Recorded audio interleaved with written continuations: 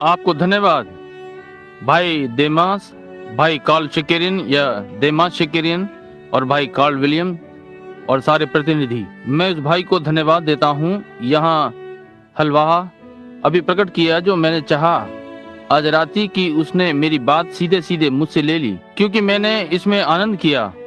मैं विश्वास करता हूँ कि ये बेदारी किसी भी बेदारी से बढ़कर है जिसमें मैं कभी हुआ। मैंने कभी भी किसी बेदारी में इतनी सहस्वरता नहीं देखी और ऐसी वास्तविक संगति और भाईचारे का प्रेम। दूसरी चीज जो मैंने की है, मैं बहुत सारे नए स्वर्गीय प्रतिनिधियों से मिला हूँ, नए भाई।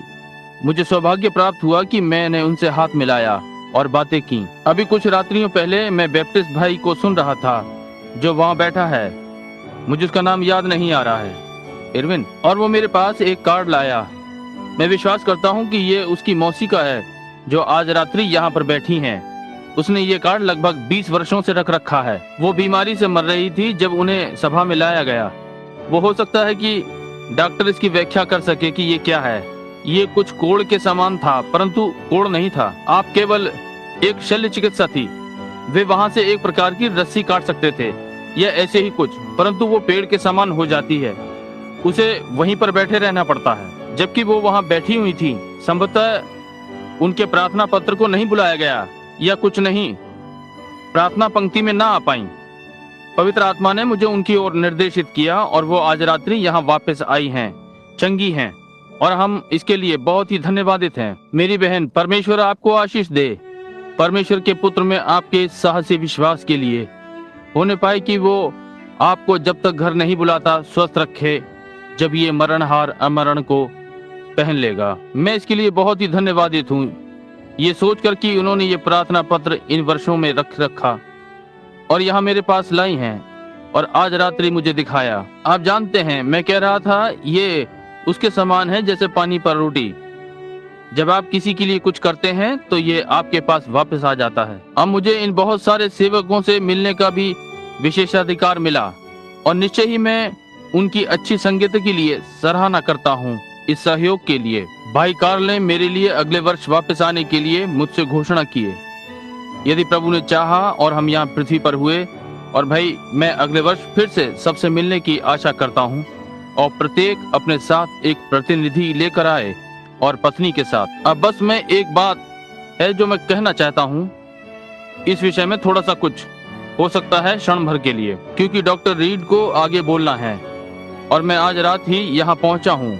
मैं 250 मील चला हूँ ताकि मैं डॉक्टर रीड को सुनने के लिए ये यात्रा की है। और अभी कुछ क्षण पहले कुछ घटित हुआ कि मैं परंतु डॉक्टर रीड को उन्हें सुनने के लिए मैं 1000 मील भी गाड़ी चलाता। परंतु कुछ जब से मैं यहाँ पर हूँ मैं 1000 मील भी गाड़ी चलाता केवल ये सुनने के लिए जो मैंने थोड़ी देर पहले सुना था। बहुत ही आश्चर्यजनक बात, कुछ ऐसा जो मांस और लहू प्रकट नहीं कर सकता था। इसे करने के लिए पवित्र आत्मा लेना होता है और किसी को देखकर जो मेरे जीवन में इस प्रकार से साहस बंधाता है, और निश्चय ही मैं अपने बाकी जीवन में बहुत ही आभारी रहूंगा। जो मैं कहना चाहता था, यदि मुझे कभी डॉक्टर से शल्य चिकित्सा करानी पड़े तो डॉक्टर रीड, आप मेरे पास जल्दी आ जाना। मैं ऐसे मनुष्य पर शल्य चिकित्सा यानी ऑपरेशन के लिए विश्वास कर सकता हूँ। यदि मुझे कभी कराना पड़ा, वे हाथ जो परमेश्वर पर विश्वास करते हैं वे ही होंगे जिन्हें मैं चाहता हूं कि मुझ पर कार्य करें। इसलिए मैं विश्वास करता हूं कि मुझे ये कभी नहीं कराना पड़ेगा, परंतु यदि मेरा होता है तो मैं चाहूंगा कि वो या उसके समान व्यक्ति कार्य करे, यदि वो वहां पर नहीं हो सकते हैं। मेरे पास पिछली रात घटित होने के लिए कुछ था कि वो या बीते कल दोपहर पश्चात, बल्कि ये मेरे लिए वास्तव में एक अजीब प्रकार की चीज थी और मैं संक्षिप्त करूंगा क्योंकि मैं अपने भाई का समय नहीं लेना चाहता, जैसे कि अब वो बोलने वाला है। परंतु मैं समझता हूँ कि ये एक प्रकार से मेरी सेवकाई के लिए संपूरक है। मैंने छोटी छोटी बातें देखी हैं, मेरे लिए छोटी छोटी बातों का अर्थ होता है। मैं ऐसा विश्वास नहीं करता कि एक मसीह के लिए कोई भी चीज अकस्मात घटित हो जाती है। मैं सोचता हूँ कि ये परमेश्वर की ओर से ठहराई हुई होती है, क्योंकि यीशु ने कहा वो सारी बातों को मिलाकर उनके लिए भलाई उत्पन्न करेगा जो उससे प्रेम करते हैं। इस प्रकार से इसलिए मैं विश्वास करता हूँ कि हर एक छोटी बात इस छोटी नम्र सेवकाई में जो उसने मुझे दी है, कि मैं आप लोगों की सहायता करूं, प्रत्येक की सहायता करूं, कि आप सब मेरी सहायता करें, एक दूसरे की सहायता करते हैं कि महिमा को पहुंचे। इन सब छोटी छोटी बातों में मेरे लिए कुछ अर्थ होता है, परंतु मेरे लिए बीते कल विश्वास करना कठिन था जब मैंने अपना मूल पाठ यहाँ पर से खो दिया। मैं आपको बताता हूँ कि मैं अपने जीवन में कभी भी इतना दुविधा में नहीं पड़ा। और तब मेरी पत्नी ने मुझे बड़े दिन पर एक नई बाइबल दी थी। मेरी पुरानी वाली फट गई थी। अब उसे मेरे पास लगभग 20 वर्ष हो गए हैं, जो कि मुझे हॉस्टन गॉस्पेल टबरनिकल के लोगों के द्वारा दी गई थी बहुत वर्षों पहले, जब मैंने अभियान आरंभ किए थे। और इसलिए मैं इसे इतने संजो कर रखता हूँ, और मैं सागर पार करने वाले पर्चे और पन्ने और उसके आसपास, जब तक कि मैं ये बाहर निकलकर गिरने नहीं लगे। और हो सकता था कि मैं उत्पत्ति में एक पृष्ठ लेता और उसे पीछे व्यवस्था विवरण में ढूंढता। आप जानते हैं कि मैंने इसे पीछे बाइबल में कहाँ पाया था। इसलिए बड़े दिन पर वो मेरे लिए एक लाई, और मैं पुरानी पुस्तक को एक और रखना पसंद नहीं करता। ये मुझे बहुत ही प्रिय थी। और मैंने कहा, यदि यीशु के आने से पहले मैं चला जाता हूँ तो इसे मेरे ऊपर रख देना और इसे मेरे साथ गाड़ देना। जब हम आएंगे तो मैं इसके साथ आऊंगा, ताकि फिर, ये मेरा विचार है जो भी है। जैसे कि मैं एक छोटी कहानी सुनाया करता हूँ, आशा करता हूँ कि ये अपवित्रकारी या धर्म विरोधी नहीं है, परंतु मैं वहां गया।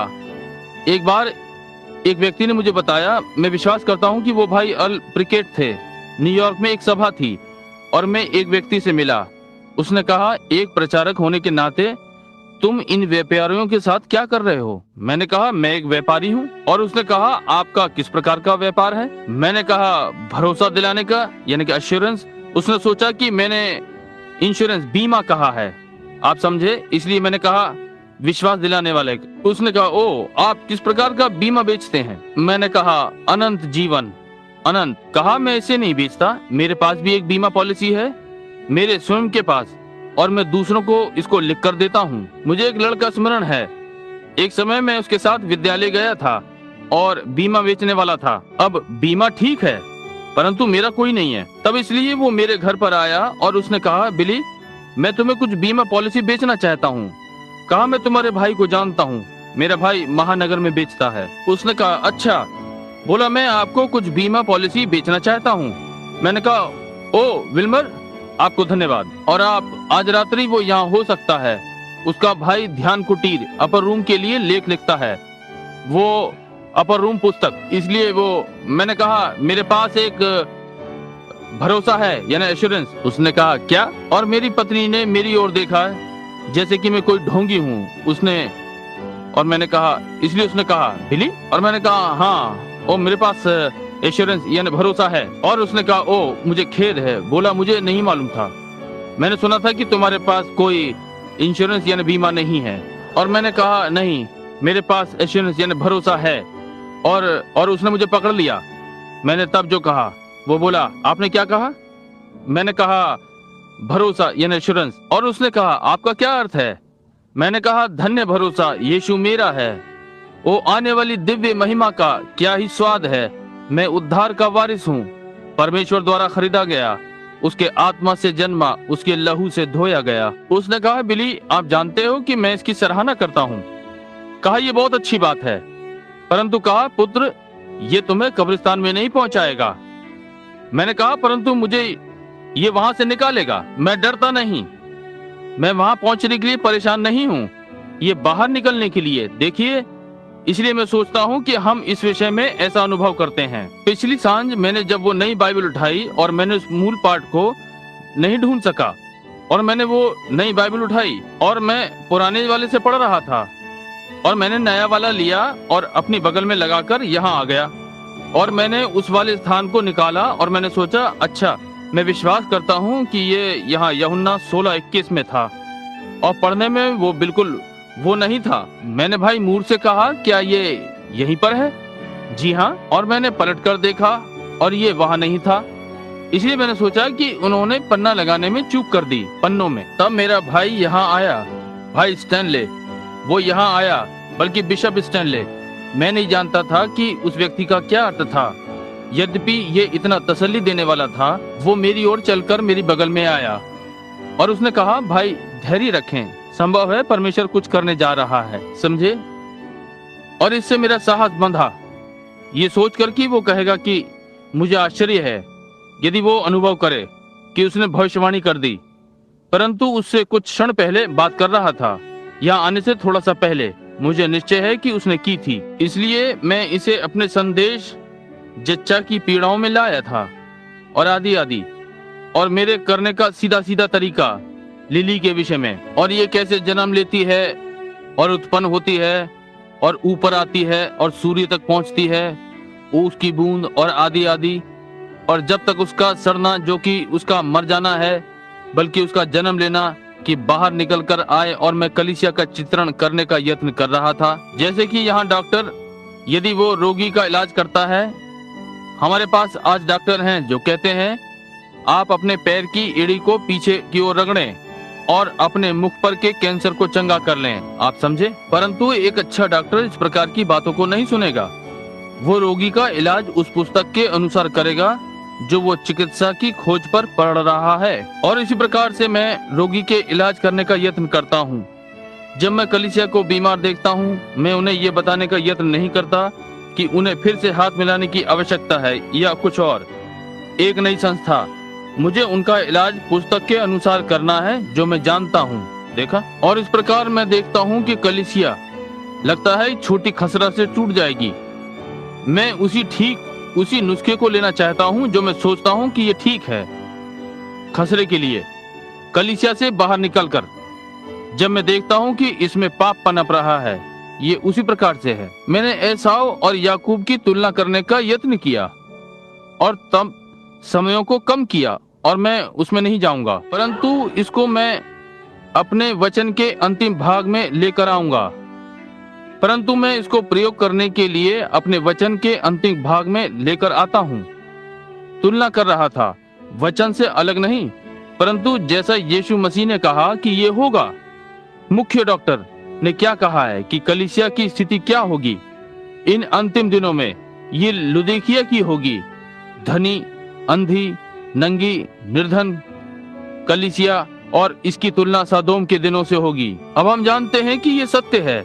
यदि आप इसे ऐतिहासिक रूप में देखें, पहले वो नूह के दिनों को लाया और तब सदोम के दिनों को, और इसी प्रकार से उसने यात्रा की, उसी प्रकार से। और इतिहास ने स्वयं को बहुत बार दोहराया है, इतिहास करता है, और ऐसे ही बाइबल की प्रतिज्ञाएं। उदाहरण के लिए जैसे कि मत्ती 3, जहां ये कहा गया है, अपने पुत्र को मैंने मिस्र से बुलाया।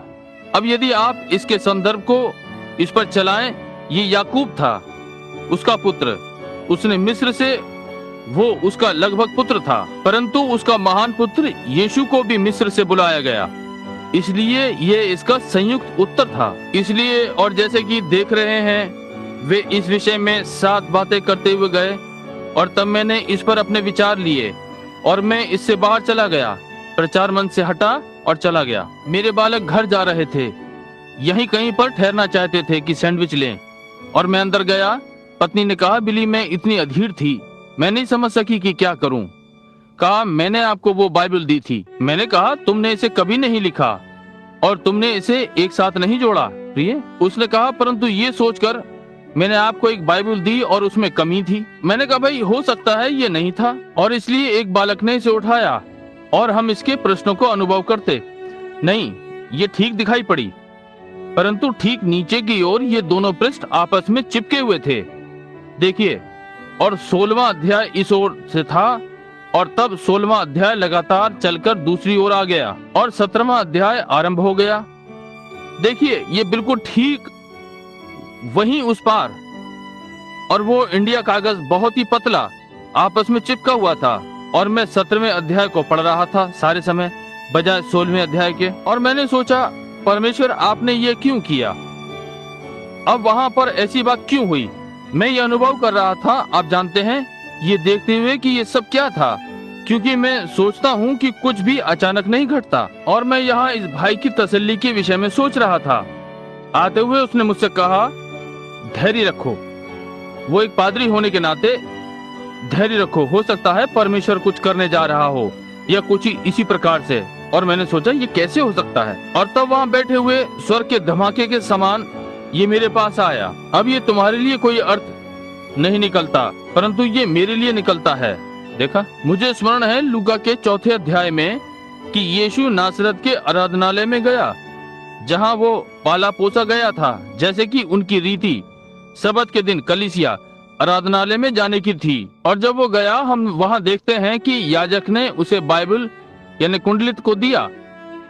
यीशु उस कुंडलित को देख रहा था और एक विशेष स्थान यशाया 61 को ढूंढा और उसने पवित्र लेख को पढ़ा। फिर उसने बाइबल वापस सेवक को दे दी और जैसे कि वो सभा की ओर घूमा तो सारी आंखें उस पर लगी हुई थीं और उसने कहा, आज के दिन ये पवित्र लेख पूरा हुआ। और हम जानते हैं कि इस पवित्र लेख को पढ़ना कितना असाधारण था, क्योंकि उसने केवल पहले और दूसरे पद का एक भाग पढ़ा, यशाया 61 1 और 2। परंतु उसने यहाँ तक पढ़ा जहाँ प्रभु का आत्मा मुझ पर है कि टूटे हुए हृदयों को जोड़ूं और बीमार को चंगा कर दूं और अंधी आंखों को खोलूं और प्रभु के प्रसन्न रहने के वर्ष का प्रचार करूं। और तब वो रुक गया, क्योंकि अगला न्याय का आना था। ये उसके दूसरे आगमन पर लागू होगा, पहले वाले आगमन पर नहीं। और वो रुका और घूमा और कहा, आज के दिन ये पवित्र लेख पूरा हुआ। ये कितना सीधा था और ये कि क्या ही बयान था शिक्षकों के लिए और उन लोगों के लिए जो उपस्थित थे कि वो इसे लोगों को स्पष्ट कर सका। आज के दिन ये लेख पूरा हुआ, क्योंकि यहाँ वो मसीहा था, तब भी उन्होंने इसका विश्वास नहीं किया। वो यहाँ पर था, उस घड़ी के लिए चुना हुआ अभिषिक्त। उसकी सेवकाई की हर एक छोटी घटना उसके जन्म से उससे ये सिद्ध हुआ कि वो कौन था, और तब भी वे इसका विश्वास नहीं कर सके। क्या ही कथन है, परंतु आज वो ये कह सकता है। और यदि एक व्यक्ति उनकी आंखें खोल दे, वे जान सकते थे, जानते कि वे किस दिन में जी रहे हैं, क्योंकि वो उसका समय था, क्योंकि वो ठीक उन्हीं कार्यों को कर रहा था जो पवित्र लेख सारे भविष्यद्वक्ताओं ने कहा था कि ये उस दिन में घटित होगा। यहाँ वो ठीक उन्हीं कार्यों को कर रहा था जिनकी परमेश्वर ने भविष्यवाणी की थी कि ये घटित होंगे। वे कैसे इसे देखने में चूक गए? उन्हें एकदम मालूम हो जाना चाहिए था, देखते हुए कि उसकी सेवकाई क्या थी। वहाँ मसीहा है, वे इसे जान जाते, क्योंकि उसने कहा यह पवित्र लेख पूरा हुआ। मैं आज के विषय में सोचता हूँ, और ध्यान दें, वो क्या था जो एक याजक के समान वचन दिया। वचन पढ़ा गया, वापस याजक को लौटा दिया गया। और मेरे मूल पाठ में से अंतिम संदर्भ जो मेरे पास था और मेरे लेख लिखे हुए थे, लूका 17:30, जहाँ यीशु इन दिनों का जिनमें वो हम रह रहे हैं उल्लेख कर रहा था। धनी लौदीकिया युग और तो भी राजनीति में सड़ाहट, कलीसिया की राजनीति और राष्ट्रीय राजनीति उतनी ही सड़ी हुई है जितनी हो सकती है। और तब उसने कहा, जैसे कि लूत के दिनों में था, ऐसा ही ये आने वाले अंत समय में होगा। ध्यान दें, उसने वहाँ क्या कहा, उस दिन में जब मनुष्य का पुत्र प्रकट होगा। देखिए, उन दिनों में जब मनुष्य का पुत्र प्रकट होगा, मैं आपका ध्यान आकर्षित करना चाहता हूँ। देखिए, वो 3 नामों में आया। वो एक मनुष्य के पुत्र के समान आया जो कि भविष्यद्वक्ता था, और उसने वही किया। उसने अपनी सेवकाई को सिद्ध किया। एक भविष्यद्वक्ता होने के द्वारा हम ये सब जानते हैं, हमें से हर एक ये जानता है। उसने कभी नहीं कहा कि वो परमेश्वर का पुत्र है, उसने कहा वो मनुष्य का पुत्र था। अब आज वो परमेश्वर का पुत्र है, जो कि वो वापस आया है, और अब वो पवित्र आत्मा के रूप में है, न दिखाई देने वाला व्यक्ति, परंतु फिर भी परमेश्वर का पुत्र। सहस्र शताब्दी में वो अपने पिता के सिंहासन पर बैठता है, जबकि वो दाऊद का पुत्र होगा। उसने स्वयं को पहले एक मनुष्य के पुत्र के रूप में प्रकट किया, एक भविष्यद्वक्ता, इस युग में कलीसियाई युग में होते हुए मनुष्य का पुत्र यानी परमेश्वर का पुत्र, और दूसरे युग में दाऊद का पुत्र, 3 पुत्र। परंतु आप यहाँ ध्यान दें, उसने कलीसियाई युग की समाप्ति की ओर कहा कि इसमें इतनी गड़बड़ी उत्पन्न होगी जब तक कि वो स्वयं को फिर से मनुष्य के पुत्र के रूप में प्रकट करेगा। जब मनुष्य का पुत्र प्रकट किया जा रहा होगा। वो कितना उपयुक्त था जो कल गड़बड़ हो गया, और मैं आशा करता हूं कि आप इसमें चूकते नहीं हैं। हमारे पास परमेश्वर के पुत्र का प्रकाशन था, परंतु अंतिम प्रतिज्ञा जो अब्राहम के पास थी, इससे पहले कि पुत्र बनाया गया था या प्रकट रूप में लाया जाता, वही जिसकी उसने प्रतिज्ञा की थी। इससे पहले कि प्रतिज्ञा का पुत्र दर्शाया गया, परमेश्वर ने स्वयं को वहां सादोम में एक भविष्यद्वक्ता के समान देह में एक मनुष्य होने के द्वारा प्रकट किया। परमेश्वर एलोहिम। थोड़ी देर पहले कोई बोल रहा था, मैंने सुना, जो कि परमेश्वरत्व देह में उसके अंदर था।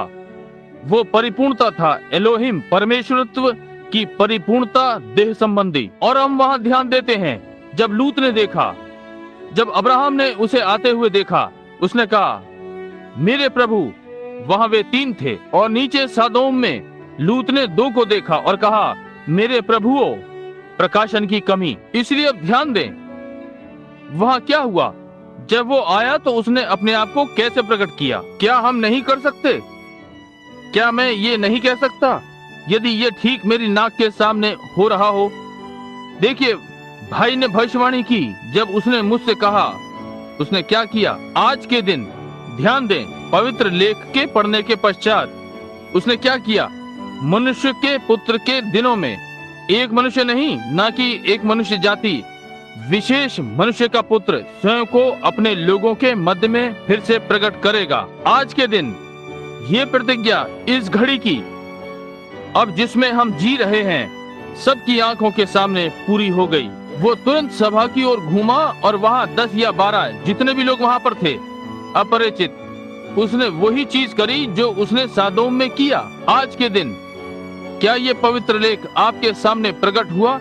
ये आपके सामने सत्य बना? तो फिर मेरे भाई बहन, प्रतिनिधियों, सेवकों, हम जो भी यहाँ पर हैं, परमेश्वर के बालक, तो हम उसके आगमन के कितने समीप हैं। यदि हम अब उस पवित्र लेख को देख रहे हैं, उससे थोड़ा पहले अब आग सादोम में गिरी और उसे भस्म कर दिया, और आज के दिन के समान, और ये पवित्र लेख को आंखों के सामने पूरा होते हुए देखते हैं, तो हम परमेश्वर के पुत्र के आगमन के कितने समीप हैं। पवित्र वचन का प्रकटीकरण कितना समीप है, जैसे कि उसने अब्राहम के द्वारा किया, कलीसिया को प्रतीक में से होते हुए ला रहा है, जो कि उसने कलीसिया से प्रतिज्ञा की है। और अब हम अब्राहम के शारीरिक वंश को पाते हैं कि वे कैसे असफल हो गए, परंतु अब्राहम का शाही वंश जो प्रतिज्ञा किए हुए वचन पर विश्वास करने के द्वारा है, अब आज इस पृथ्वी पर प्रकट हो रहा है। हम अंत के समय में हैं मेरे भाई बहन, हम अंत के समय में हैं, और हमारे पास दूसरा नमूना नहीं है। मेरे पास पवित्र वचन का नमूना है, क्योंकि मेरे पास पर्याप्त शिक्षा नहीं कि शब्दों और बातों को लाऊं। मैं एक नमूना बनाता हूँ, परंतु यदि मैं प्रतिछायाओं में देखता हूँ, यदि मैंने अपना हाथ कभी ना देखा होता और छाया देखता, तो मैं जानता कि मेरे पास 5 उंगलियां हैं। और इसी प्रकार से आपको पवित्र वचन के पुराने नियम में नमूनों का देखना है। ये क्या करता है? ये इसकी पहली छाया को दिखाता है। और यीशु ने कहा, सादोम अंत समय की पहले से आई हुई छाया है। और वही पवित्र वचन जिसकी सादोम से प्रतिज्ञा की गई थी, और वही लेख जो सादोम में घटित हो रहा था, जिसको कि यीशु ने कहा, ये स्वयं को फिर से दोहराएगा इस दिन में। ये ठीक आज हमारे सामने जाना जाएगा। परमेश्वर आपको आशीष दे, इसमें चूके ना। यदि मैं आपको यहाँ अगले वर्ष ना देखूं, जब वे उन सुनहरी सीढ़ियों पर चढ़ते हैं, तो मैं आशा करता हूँ कि आपसे वहां मिलूंगा। परमेश्वर आपको आशीष दे। पिता, हम लोग वचन के अनुसार हम अपने अंतिम चिन्ह और नमूने को प्रकट होते हुए देखते हैं। यीशु मसीह के शब्दों ने ऐसा कहा है, जैसा कि ये सादोम में था। हम संसार की इस स्थिति को देखते हैं, हम कलीसिया को उस स्थिति में देखते हैं। हम चुनेवों को हर नामधारी कलीसिया में से बाहर बुलाए हुआ देखते हैं। जीवन जो उन स्थानों में है, बाहर निकलकर बीज का रूप धारण कर रहा है। हम प्रार्थना करते हैं स्वर्गीय पिता कि हम एकदम जाग उठेंगे। जैसा कि अभी एक भाई ने कहा, उसने अपने सामने देखा और जब उसने अपनी आंखें बंद की हुई थीं, उसके सामने से आम जनता जा रही थी। ओ परमेश्वर, हम अनुभव करते हैं कि अब भी भीड़ की भीड़ इसके संपर्क में नहीं है। प्रिय परमेश्वर, होने पाए कि हम इस बेदारी सभा से अपने हृदय में एक ऐसी चेतावनी के साथ जाएं, ये जानते हुए कि आज के दिन पवित्र लेख पूरा हुआ। यीशु के नाम में आमीन। अभी अभी मिला है, अभी अभी सुना, अभी क्या वे यहाँ हैं? परमेश्वर के लिए दूरी कोई अर्थ नहीं रखती। वो सर्वव्यापी है।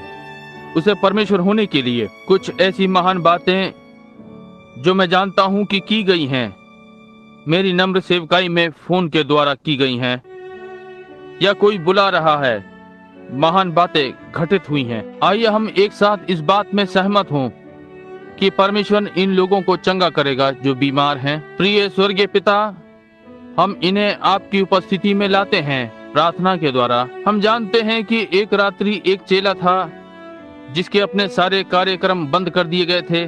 वो जेल में था और अगले दिन उसका सिर काटा जाना था। वहां यूहन्ना मरकुस के घर उनकी एक प्रार्थना सभा थी और ठीक वहां भीतर वाले कमरे में वहां वही अग्नि स्तंभ आया जो इजराइल के बालकों के पीछे पीछे चला था, यानी इजराइल के बालकों ने इसका अनुकरण किया था। उस सारे जंगल में से होते हुए सीधा भीतर भीतर आया उस प्रार्थना सभा के कारण, और सारे दरवाजे खुल गए और चेले को बाहर फिर से गली में ले आया। सेवक को उस सेवकाई के लिए स्वतंत्र कर दिया। हम समझते हैं कि ये सेवकगण मिशनरी लोग अब बंधन में हैं।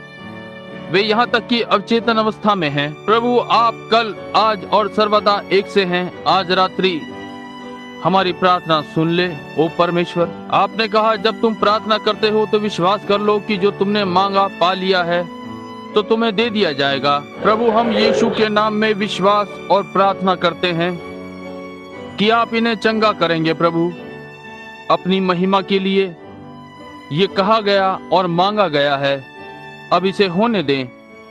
आमीन। परमेश्वर आपको आशीष दे। टेड, आप उसके साथ विश्वास करें। भाई देमास, नहीं श्रीमान, उन दिनों से भी भाई बहुत बदलाव है। भाई, वे पुरुष चले गए। हम सब भाई शेकेरियन की सराहना करते हैं, क्या नहीं करते? हम में से प्रत्येक